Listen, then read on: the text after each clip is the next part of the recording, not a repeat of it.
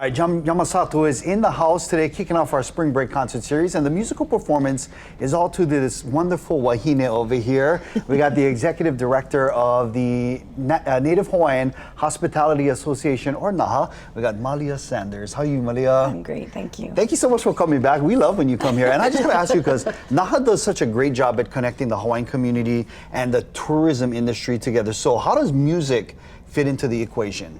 Well, our stories, our oral histories are all part of our culture, right? And music plays such an incredible part of just who we were as our people. You know, R.L.E. wrote so many songs and composed so much music. And it's sort of something that just we still capture that in our culture today.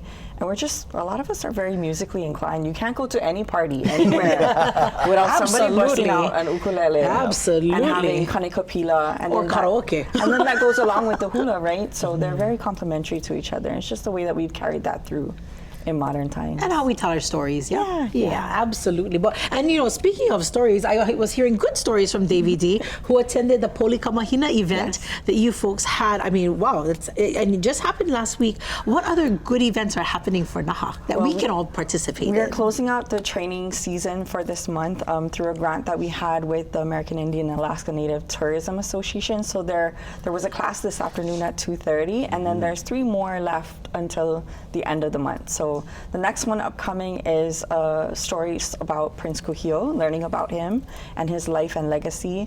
And then we're going to do a ho'okama'aina module, which is the familiarization with Hawaiian culture and language.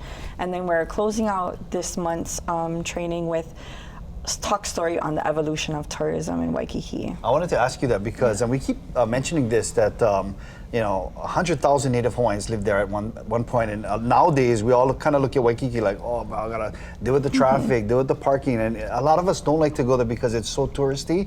But you guys are viewing it through a different lens over at NaHHA. Talk to us specifically about this evolution of Waikīkī. Well, we're really fortunate that we have a great partnership with the Royal Hawaiian Center, which is a very Hawaiian space. Helemoa has a very storied history and past, and so to bring Hawaiian culture and storytelling, education, and all of those components there and host things there, that's really our place where we feel most comfortable. But it's also, Waikīkī is a place for Kama'aina to enjoy as well, and we like to share that messaging to the public too. So all of our classes that we offer are open to the visitor industry workforce. That's really our target audience.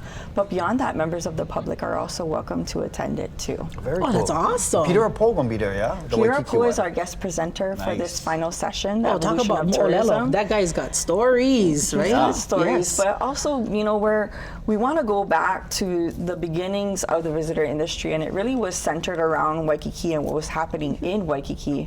And that's where the story of tourism takes place. And so we're going to start there, and we're going to talk about how it has evolved over time and how we're approaching tourism in a modern context too. Yeah, and how we're going to move forward with it. Yeah, right. And registration is easy. It's right at the website. It's on our website. If you go to NaHHA.com, you just click on the class that you're interested by touching the picture, and it'll bring you right to the registration screen. And these classes are, I'm so sorry, but these classes are in person or online Zoom? Some of them are Zoom and some are in person. Oh, so the evolution of tourism with Peter Apo is an in-person session. We're actually going to host it at the In-Peace exhibit.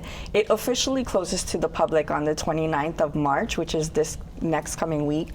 But they're going to stay open for a couple more days, and before they break down the exhibit, we're going to host that class in that space. So that's at the Royal Hawaiian Center, 3rd floor, right? 3rd floor, Royal Hawaiian Center, all the way at the very end in Building A.